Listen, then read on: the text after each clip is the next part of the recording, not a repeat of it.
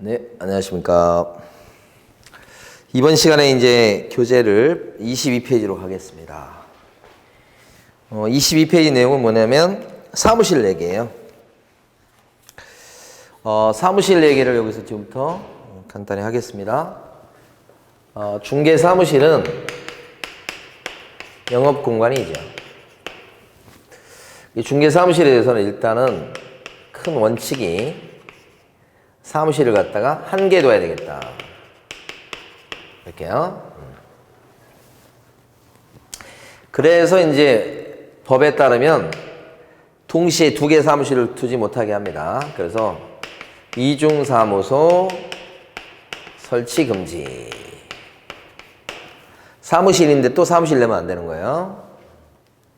또 한 가지는 뭐냐면 사무실이 있는데 파라솔이나 천막 같은 거 치면 안 되는 거예요. 거기도 영업하는 장소가 될 수 있기 때문에. 그래서 임시 중개시설물은 설치 금지.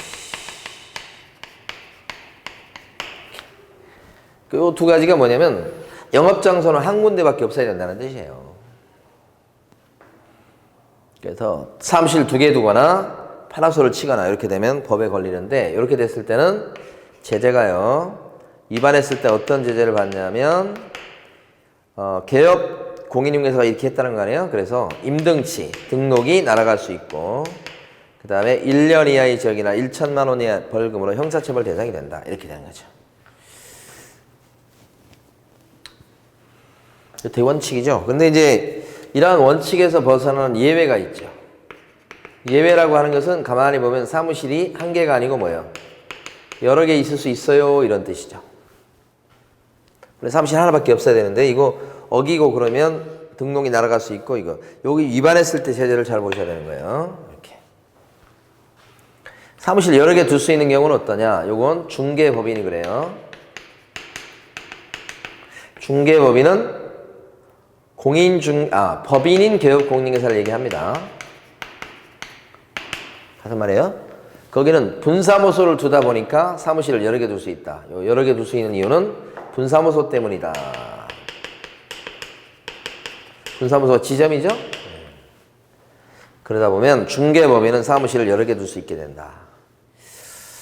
근데 이제 가만히 보면 중개법인이 그렇다는 거고요. 자, 이해해보면 중개법인이 아니고, 예를 들어서 공인중개사인 개공이라든지 개인들 있죠?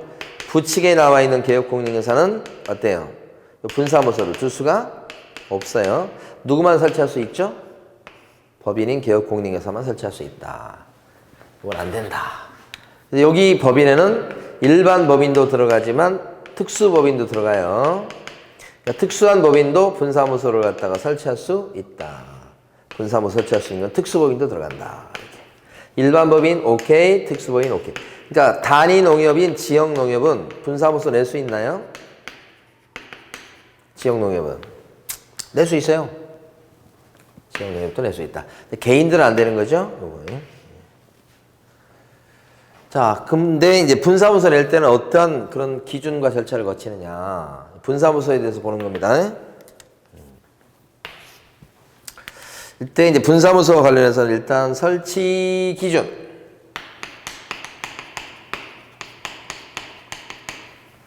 분사무소 설치할 때 그 기준은 세 가지를 갖춰야 되는 겁니다. 첫 번째는 뭐냐, 일단 주된 사무소 있는 데는 무조건 빼야 돼요. 강남에 본점이 있으면 강남에다 분사무소 못 낸다는 뜻이고, 두 번째는 시, 군, 구별로 한 개를 초과할 수 없다. 이게 두 번째네요. 강남에 주된 사무소가 있으면 마포에다가 분사무소를 둘 수 있다. 이렇게 할 수 있죠. 그러니까 마포에 분사무소 둘 수 있는데 거기다 두 개는 안 된다는 뜻이에요. 그 다음에 세 번째는 분사무소를 설치할 때 거기 책임자를 앉혀놔야 됩니다. 책임자. 그 책임자는 분사무소에서 계약서 써줄 사람이고 중개활동을 할 사장님 역할을 할 사람이죠. 그래서 증이 있어야 되겠다는 얘기죠. 그러니까 분사무소 설치하는 기준은 이렇게 세 가지. 본점 있는 데는 빼고 나머지 시군구별로 하나만 설치할 수 있고, 책임자를 둬야 되는데 책임자는 뭐예요? 자격증 갖고 있어야 되는데 요게 다만 특수법인의 경우는 건수가 많지 않기 때문에 특수법인은 공인중개사가 아니어도 괜찮다 이런 뜻이에요. 공인중개사가 아니어도 오케이 이렇게 된다는 거죠. 요게 이렇게 시험에 잘 나옵니다. 이게.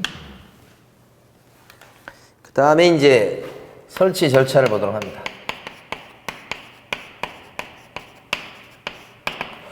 분사무 설치 절차는 3단계 절차예요. 그걸 하나씩 보도록 할게요. 예를 들어서 여기가 이제 주된 사무소가 있어요. 여기가 강남구죠. 본점인 주된 사무소가 강남구에 차려진 상태. 그때 그 강남구에 있는 갑이라는 중개법인이 있다고 한다면 분사무소를 낼 수 있죠. 낼 적에 어디에 낼 수 있느냐? 분사무소를 마포구에 가서 낼 수 있죠. 마포구에다가 분점을 낼 수 있다고 얘기해요. 이렇게. 그럼 분사무 설치하는 절차를 지금부터 보도록 합니다.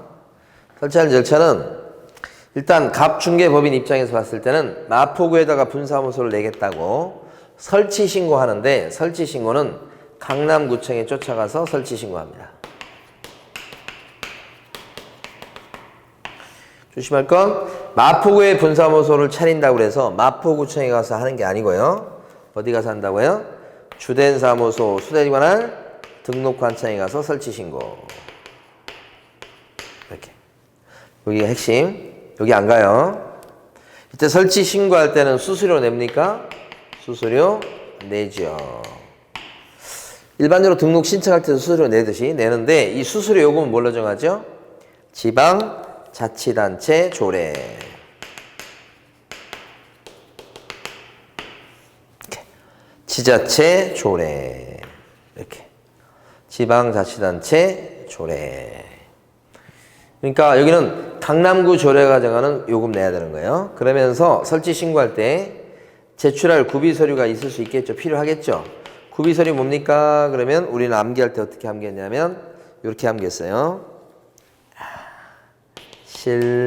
실사보 실체 이렇게. 실무료 수료증 사본 냅니다. 책임자 것을 내는 겁니다. 실무료 수료증 사본 서류로 사무소 확보 서류 냅니다. 요 사무소 확보 서류요. 보는 보증 서류입니다. 분사무소가 차려지면 분사무소에서 따로 계약서 쓰죠. 그럼 사고의 위험성이 올라가죠. 그거 대비해서 보증 설정을 분사무소 하나당 1억 이상 추가하도록 하는데 언제 하냐? 분사무소 차리기 전, 즉 설치 신고 전에 미리 해야 됩니다. 이거. 그래서 설치 신고할 때 구비서류는 실사보. 이때 책임자의 자격증 사보는 구비서류 아니죠. 책임자가 증이 있는지는 강남구청에서 확인해 볼 거니까요. 그렇죠? 그런 건 안 들어갑니다. 결격자 아님을 증명하는 서류도 빠지죠? 신원조회를 통해서 알아볼 거니까 빠지는 겁니다. 한국 사람은. 그래서 구비서류가 실사보, 실체. 보가 들어간다는 게 중요합니다. 그럼 책임자가 아닌 소속 공인중개사의 실무교 수료증은 구비서류입니까? 아닙니까? 책임자 아닌 소공의 실무교 수료증은 구비서류가 아니에요. 책임자 아닌 건. 그러니까 책임자가 아닌 소공, 책임자 것만 내는 겁니다. 요거. 이렇게 설치 신고를 받은 강남구청장은 어떻게 이제 돈을 받아 먹었죠? 서류를 확인하겠죠? 그래가지고 신고 확인서를 교부한다. 신고 확인서, 신고 필증 요걸 갖다가 교부. 뭐 신고 확인서를 받으면 그걸 분사무소에 걸고 영업하시면 돼요. 여기다 걸고 영업. 여기다 걸려있는 게 옛날에 이걸 신고 필증이라고 불렀는데 지금은 신고 확인서 걸고 영업하시면 되고 받았으니까요. 강남구청장은 어떻게 해요? 마포구청장한테다가 재빨리 통보하죠. 이걸 지체 없이 통보. 지체 없이 통보. 여기다 분사무소 차렸다고 설치 예정 지역을 관할하는 시장구청장한테 지체 없이 뭐야? 통보. 이렇게 하죠. 3단계 절차입니다. 이렇게. 마무리 절차 지체 없이 통보해요. 이때 분사무 설치 신고를 받은 강남구청장은 협회에도 한번 통보합니다. 공인중개사 협회에다가 다음 달 10일까지 통보. 이것도 있어요. 통보를 2군데 합니다. 협회 여기는 예정 지역을 관할하는 시장구청장한테 통보. 협회 통보. 협회 통보는 다음 달 10일까지. 예정 지역을 관할하는 시군구청장한테 통보할 때는 지체 없이 통보. 여기 설치하는 절차. 이렇게 하죠. 그렇죠. 그 다음에 하나만 더 해봐요. 이거 하면 되는데, 그 뭐냐면, 요 2번까지 맞죠? 3번이 공동사용입니다.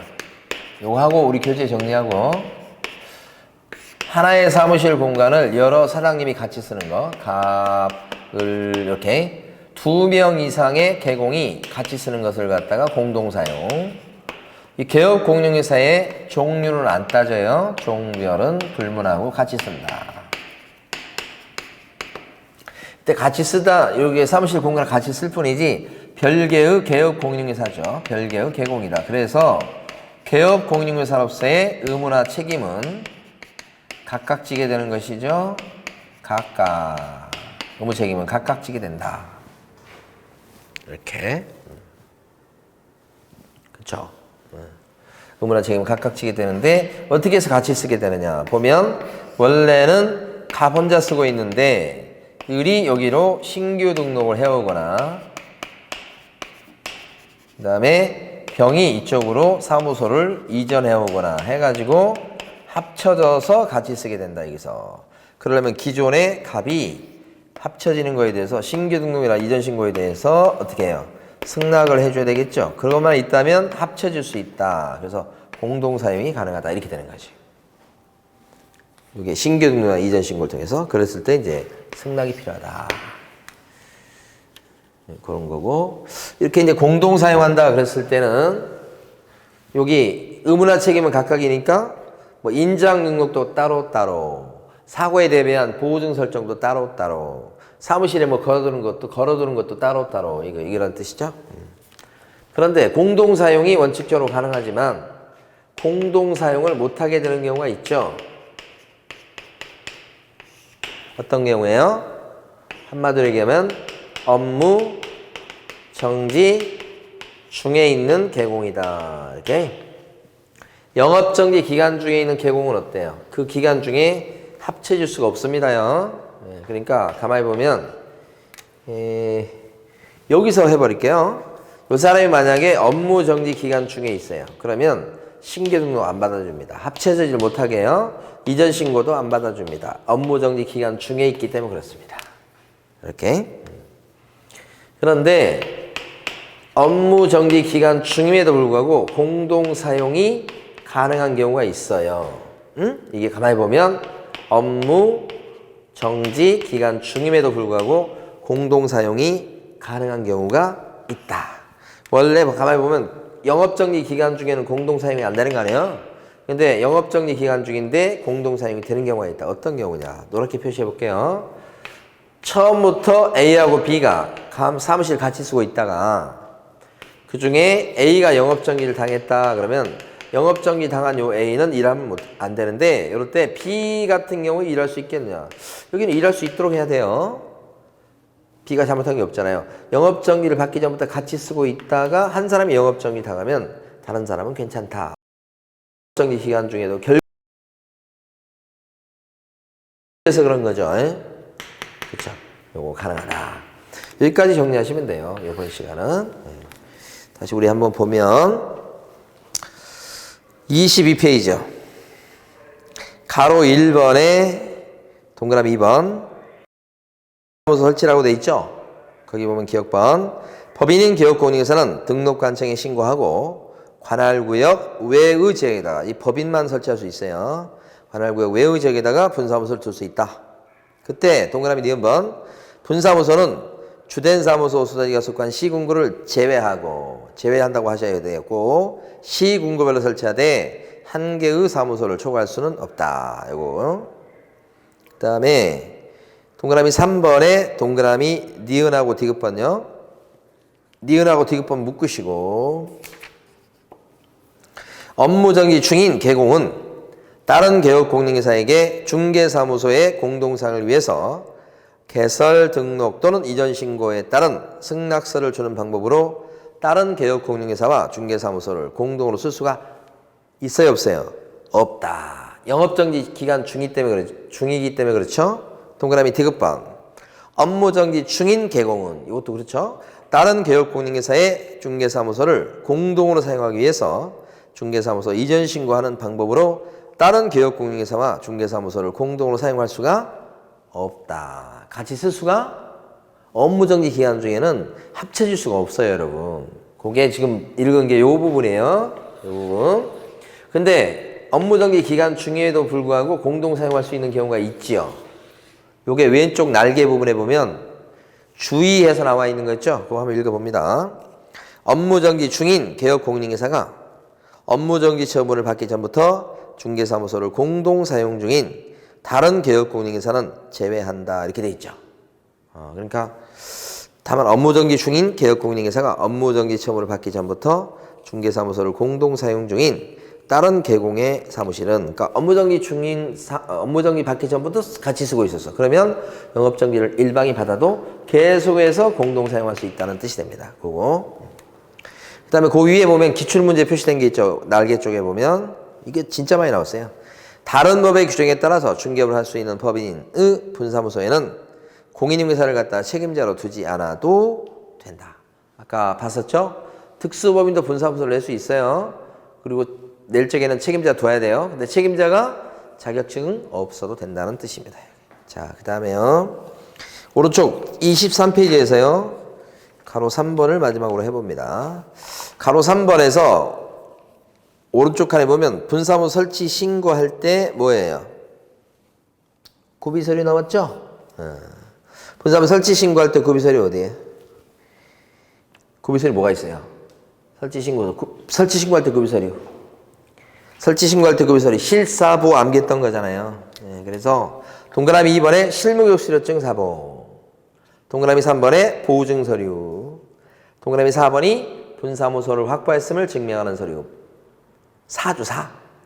그 다음에 동그라미 3번은 보, 동그라미 2번이 실이죠. 실무교수료증 이렇게. 요게 분사무소 설치 신고할 때 구비서류인데 잘 봐두셔야 돼요.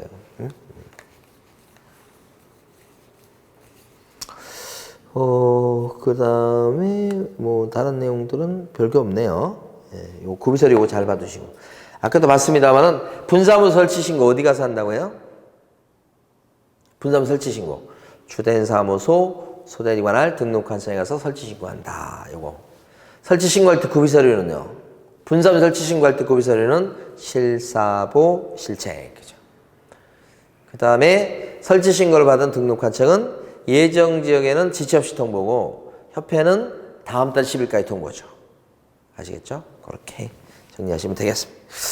자, 이번 시간 여기까지 합니다. 고생 많으셨습니다.